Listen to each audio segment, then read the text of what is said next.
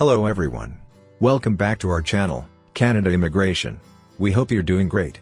Well, in this, we'll talk about Ontario, British Columbia, and Alberta have best records for immigrant retention.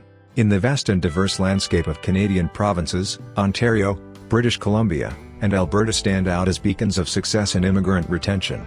As the nation welcomes individuals from various corners of the globe, these provinces have emerged with stellar records for not only attracting immigrants but, crucially, ensuring that newcomers find a lasting home within their borders. The intricate blend of economic opportunities, social integration, and community support has contributed to their reputation as leaders in immigrant retention. In this exploration, we delve into the unique factors that have positioned Ontario, British Columbia, and Alberta at the forefront of fostering a sense of belonging among immigrants. So, to get all the information, pay attention and watch the video through to the end. Please hit like and subscribe, and don't forget to push the notification bell for upcoming episodes. So, without any further delay, let's jump into the video.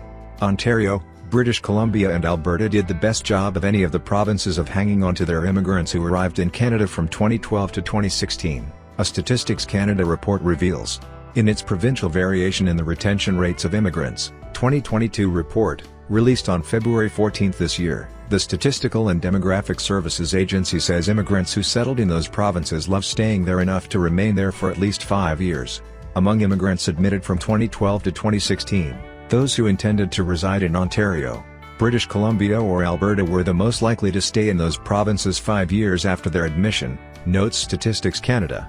Specifically, among immigrants admitted in 2016, the 5-year retention rate was 93.1% in Ontario, 87.3% in British Columbia and 84.5% in Alberta. Quebec's 5-year retention rate was 81% among the 2016 admission cohort. The Atlantic Canadian provinces, which have historically had some of the worst immigrant retention rates in the country, saw a marked improvement in their 1-year retention rate with the launch of the Atlantic Immigration Program, AIP, which was then a pilot project, in 2017.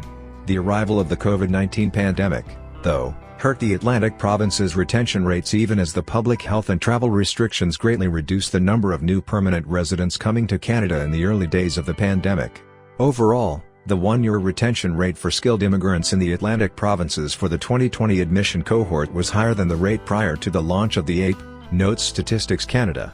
Nova Scotia experienced the highest increase to the retention rate of skilled immigrants, up 42.4 percentage points from 21.5% for the 2016 cohort to 63.9% for that of 2020. New Brunswick saw an improvement in its 1-year retention rate from 50 to 65.8% for immigrants who arrived in New Brunswick in 2020 compared to those who arrived 4 years earlier. During that time frame, Newfoundland and Labrador's 1-year retention rate rose from 31.3% for skilled immigrants to 50%.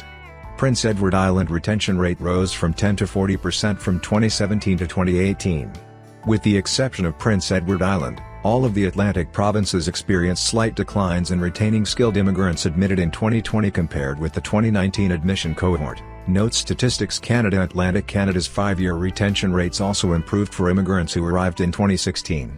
In the Atlantic region, both New Brunswick and Prince Edward Island experienced an uptick in the 5-year retention rate for immigrants who were admitted in 2016. New Brunswick reached its highest 5-year retention rate for immigrants admitted in 2016, after being relatively stable for immigrants admitted from 2012 to 2015, notes Statistics Canada. Retention rates are improving in Atlantic Canada, report shows. Prince Edward Island, at 30.9%, had the lowest retention rate in Canada for immigrants admitted in 2016, but this was 5.7 percentage points higher than the rate of the 2012 cohort at 25.2%. During the same period, Nova Scotia, Newfoundland and Labrador had relatively stable trends in the 5-year provincial immigrant retention rate, with some fluctuations. Outside of Atlantic Canada, British Columbia, and Ontario, most provinces and territories saw a decline in their 5-year retention rates for immigrants admitted from 2012 to 2016.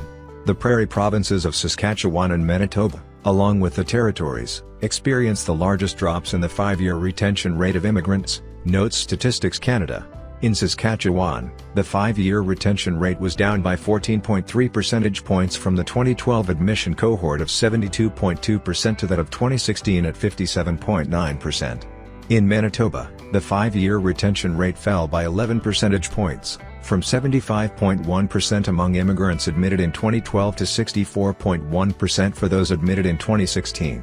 In Immigration of Immigrants, results from the Longitudinal Immigration Database, Statistics Canada reported earlier this year that 82.5% of immigrants to Canada remained in the country 20 years after first settling in Canada.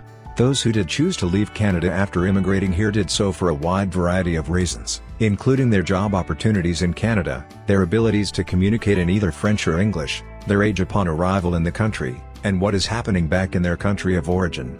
Many immigrants leave Canada upon the death of a loved one in their home country. But those who chose leave almost always left within the first few years of immigrating to Canada. The probability of emigrating is that immigrants are much more likely to emigrate within the first few years after admission, noted the report. Immigrants who leave Canada typically do so within the first 5 years. The annual probability of emigrating reaches the highest level from 3 to 7 years after admission, and peaks at almost 1.4% in the 4th and 5th years after admission. Thereafter, the annual probability of emigrating falls and holds steady at 0.6 to 0.7%. Through its two-tier immigration system, Canada allows foreign nationals to gain their permanent residency through the Federal Express Entry System's Federal Skilled Worker (FSW) program, Federal Skilled Trades (FST) program and Canadian Experience Class (CEC), as well as the Provincial Nominee Programs (PNP) of the 10 Canadian provinces. Under the Express Entry System, immigrants can apply for permanent residency online and their profiles then are ranked against each other according to a points-based system called the Comprehensive Ranking System (CRS). The highest-ranked candidates will be considered for an invitation to apply (ITA) for permanent residence. Those receiving an ITA must quickly submit a full application and pay processing fees, within a delay of 90 days.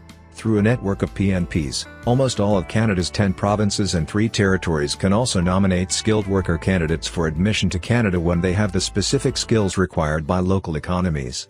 Successful candidates who receive a provincial or territorial nomination can then apply for Canadian permanent residence through federal immigration authorities.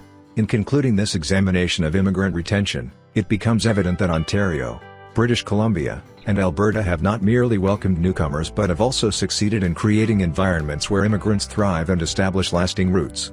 Their commendable records underscore the importance of a multifaceted approach that encompasses economic opportunities, social integration, and community support. As Canada continues to be a global destination for individuals seeking a new chapter in their lives, the experiences of these provinces serve as a testament to the positive impact of inclusive policies and initiatives on immigrant retention. Ontario, British Columbia, and Alberta stand as exemplars in Canada's ongoing commitment to building diverse, vibrant, and interconnected communities. That is all for today. In this video, what are your thoughts on this? Please let us know in the comments section below. Thanks for watching the entire video. Hopefully, the information is useful to you. See you later, in the next episode. Till then, take care.